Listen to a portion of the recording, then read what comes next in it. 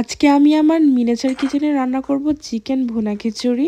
তার জন্য প্রথমে আমি চিকেনের টুকরা নিয়ে ছোট্ট ছোট্ট কিউব করে কেটে নিয়েছি। একটা বড় হাঁড়িতে আমি তাতে দিয়ে দিলাম সরিষার তেল। আজকে আমি ভুনা খিচুড়ি করব সরিষার তেল দিয়ে। দেন তাতে আমি ছোট্ট ছোট্ট কিউব করে কেটে রাখা পেঁয়াজ দিয়েছি, তারপর আদা রসুন পেস্ট দিয়েছি, কিছুক্ষণ ভেজে নিয়েছি। দেন তাতে আমি গরম মশলা অ্যাড করি, তেজপাতা, তারপরে হচ্ছে দারচিনি, তারপর গোলমরিচ, এলাচ এগুলো। দেন আমি সব গুঁড়া মশলা এক এক করে অ্যাড করে দিই।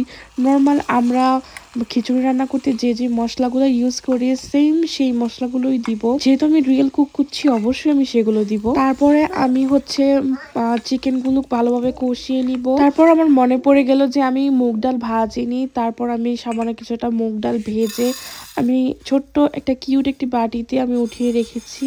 তারপরে আবার আমি ওই চিকেনটাকে কষাতে দিয়ে দিলাম। অনেক ভালোভাবে কষাতে হবে যেন একদম তেল তেল ভেসে আসে।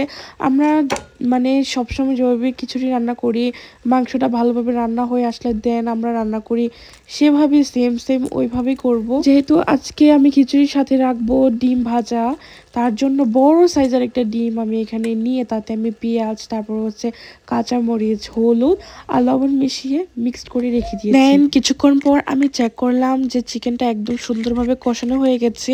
আমি মাঝে মাঝে একটু একটু নেড়ে নেড়েও দিয়েছিলাম। তারপর হচ্ছে আমি তাতে একসাথে ভিজিয়ে রাখা বাসমতি চাল আর ডাল আমি মিক্স করে দেই। তারপর মুগ ডাল দিয়ে আমি তাতে হালকা কুসুম গরম পানি দেই। অ্যান্ড যতক্ষণ না এটা ফুটে ওঠে ততক্ষণ আমি ওয়েট করতে থাকি।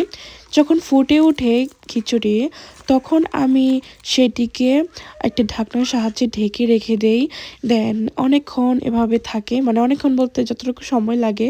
দেন আমি হচ্ছে চুলাটাকে একটু হালকা করে ক্লিন করে নিই, কারণ যেহেতু খুব ছোট্ট ছোট জিনিস বারবার মেসি হয়ে যায়, তার জন্য একটু পর পর মুছতে হয়। দেন চুলার ফ্লেমটা একটু কমিয়ে আমি এটাকে একদম ঢেকে রেখে দিয়েছি শেষ হবার আগ পর্যন্ত। কিছুক্ষণ পর আমি ঢাকনাটা খুলে একটু নেড়ে দিয়েছি আর আমি চেক করেছি যে একদম ভুনা খিচুড়িটা একদম পারফেক্ট ভাবেই কুক হয়েছে। তারপর আমি চুলা থেকে নামিয়ে নিয়েছি আর ডিমটা ফাঁকে দিয়ে আমি ভেজে নিয়েছিলাম। তারপর একটা ছোট্ট কিউট একটা বাটিতে আমি সার্ভ করি। অ্যান্ড এই হচ্ছে আমার ভুনা খিচুড়ি, খুব সুন্দর হয়েছে। খিচুড়িটা টেস্ট পুরোপুরি একদম রিয়েল এসেছে, যেহেতু আমি রিয়েল ভাবে কুক করেছি তার জন্য। আজকের খিচুড়ি আমি রান্না করেছি চিকেন দিয়ে। পুরো রান্নাটাই আমি সরিষার তেলের মাধ্যমে করেছি, এখানে কোনো বাটার ঘি বা কোনো কিছু অ্যাড করিনি। ডিমটাও ভেজে নিয়েছি সরিষা তেল দিয়েই, আর খুব সুন্দরভাবে আমি একটু সার্ভ করে নিই। অ্যান্ড এটা টেস্টটা খুবই ভালো ছিল। নেক্সট ভিডিওর জন্য লাইক করবেন। আল্লাহ হাফিজ, আসসালামু আলাইকুম।